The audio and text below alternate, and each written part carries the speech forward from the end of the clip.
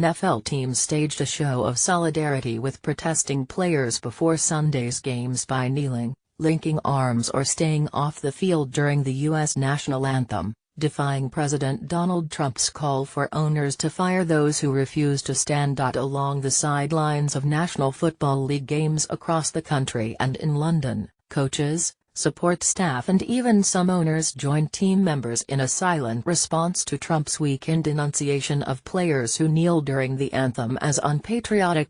In a gesture initiated last season by then San Francisco 49ers quarterback Colin Kaepernick, several NFL players have routinely taken one knee during the playing of the anthem.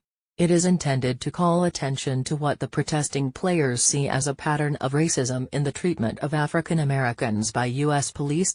In Detroit, several members of the Lions knelt while singer Rico Lavelle dropped to one knee and pumped a fist in the air at the end of his performance of the Star-Spangled Banner.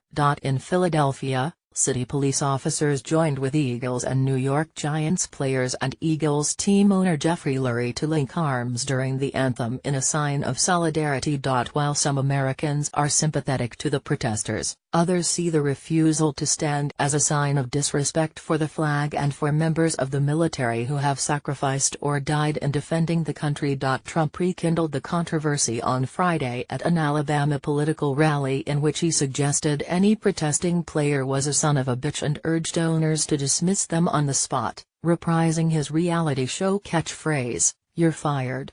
The theme could play well with Trump's conservative base at a time when the Republican president is grappling with North Korea's nuclear threats, an investigation of Russian meddling in the 2016 election and a healthcare struggle in Congress. Political divisions. But Trump's stance appeared to galvanize players, teams and the league to assert what they see as a right to express their political convictions freely.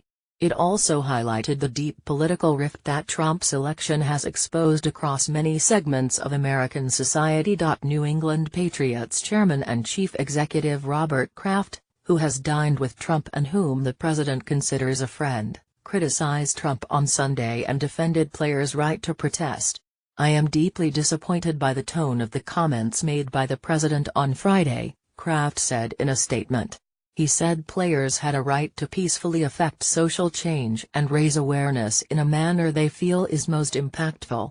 Despite a strong rebuke of his remarks by NFL Commissioner Roger Goodell and the Players Union on Saturday, the president did not back down on Sunday, calling on fans to boycott the league if it would not discipline protesting players. "If NFL fans refuse to go to games until players stop disrespecting our flag and country, you will see change take place fast," Trump wrote on Twitter. "Fire or suspend."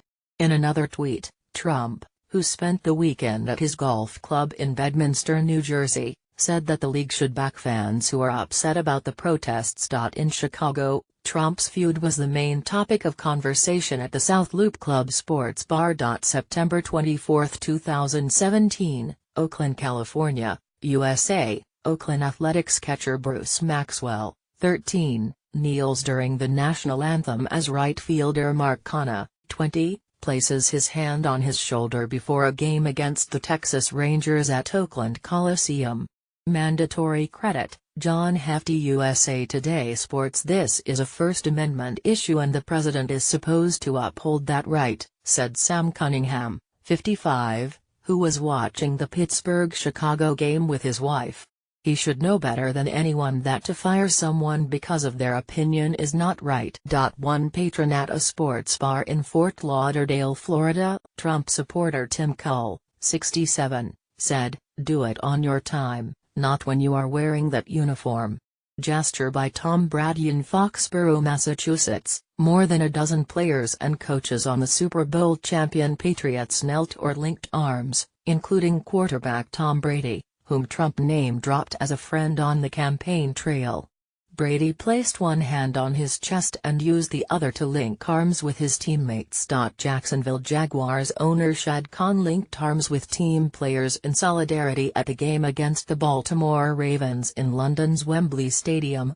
Khan donated $1 million to the Trump Inauguration Fund. Robert McNair, chairman of the Houston Texans, said Trump's comments were divisive and counterproductive to what our country needs right now. McNair also donated $1 million to Trump. Other teams decided to stay off the field during the anthem. Before the Seattle Seahawks game against the Tennessee Titans in Nashville, neither team came out until after the pre-game ceremony. Except for a single player, the Pittsburgh Steelers remain